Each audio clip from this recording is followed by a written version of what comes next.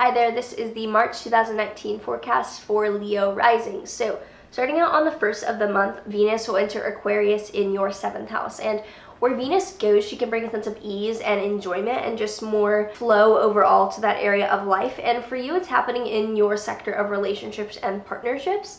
So there could just be more good things going on in that area of your life, whether that's in terms of a pre-existing bond, like romantically. It could mean that there's more enjoyment in dating, or it could mean that just some type of partnership in your life, romantic or not, is enhanced, or there's more opportunity to enjoy those things. On the 5th, Mercury will go retrograde in Pisces in your 8th house. And this Mercury retrograde is particularly hazy, I think is a good way to talk about it. It's not necessarily like a blaring red flag sort of Mercury retrograde. It's just incredibly underwater and confused. Mercury will be in the sign of its detriment in fall with Neptune, and making it a time that is particularly prone to misunderstandings or setbacks in some way. And it's in a sector of your sky relating to shared assets with others. It could be financial, shared bank accounts, things like that. It could be just some sort of like intimate bonds, could be inheritances, just really deeply seated things that we unite with others. And I would then be careful to like sign any shared bank accounts to go through with some sort of like will or inheritance matter during this time, because more than likely it'll either be delayed or you won't have all the information. And so just triple check contracts and information in that area of your life, because March will definitely be a time of reevaluating those things, to say the least. So on the 6th, Uranus will move into your 10th house when it moves into Taurus. And Uranus moved into Taurus last year around this time, but then it retrograded back. And from now on, for the next 7 years, it will be firmly in Taurus in your 10th house of career and public image. And Uranus really radicalizes, revolutionizes, throws us for a turn, whether for good or for bad, in whatever area of life it's touching. And for you, it's in a really important part of your sky relating to career and public image and the most outward thrust of you in the world. It's really changing your idea of career and how you need to manifest your identity externally. So you may have felt this energy already building up over the past year of calling for really changing paths or really changing the way that you are progressing on your current path. If not, you have the greater part of the next decade to switch it up in terms of your career world. On the 6th, there's also a new moon in Pisces in your 8th house. So new moons are times to plant seeds and start something new that will be carried forward for the next 6 months.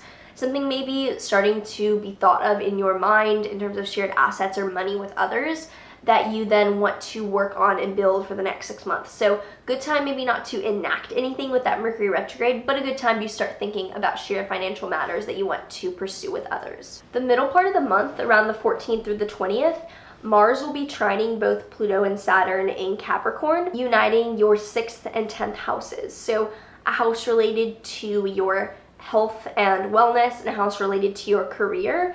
If there was some sort of union or a sort of bridge that you've been wanting to make between your day-to-day taking care of yourself and your career, if you've been wanting to merge those or reconcile some sort of development in terms of those two worlds, the middle part of the month is a great time to do that, because you'll have both the energy and the drive and structure to get those things done. On the 20th, the sun will enter Aries in your 9th house, and where the sun goes, it illuminates and it brings more focused energy towards, and it's in your 9th house of long distance travel, of higher beliefs, of religious views, and higher education. So into Aries season in the next month, those themes in your life may become more apparent. On the 21st, there is a full moon in Libra in your 3rd house, and full moons are times of culmination, of bringing forth something you've been working on for the past 6 months in that area of your life. And for you, it's in your 3rd house of communication and siblings and short-term travel. So there may have been something building up for the past 6 months, maybe with your siblings, maybe a writing project, things like that could totally have built up over the past half a year. And now is either a time to celebrate or to kind of let it go and to allow it to culminate in your life.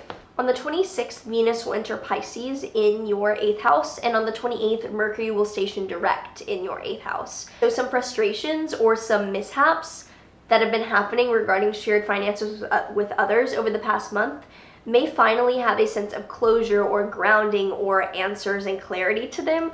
Venus may bring some more ease, and Mercury stationing direct could finally bring some clearing up of like the shit going on regarding other people's money. So 26th and particularly 28th onward, you can expect more of a sense of grounded awareness and flowing processes regarding 8th house, other people's money. Finally, on the 31st, Mars will enter Gemini and move into your 11th house. With Mars in a particular area of our sky, we can have increased drive to get things done, and we can also have increased frustration or mishaps and accidents, especially if we were born during the day and have date charts ourselves. With Mars in your 11th house, you may have more drive to get things done regarding larger groups and friends and alliances you're a part of. Maybe there's some sort of project or undertaking in your community that you want to set forth on. Also might be more of a possibility for troubles or like petty shit going on with friends and groups you're a part of.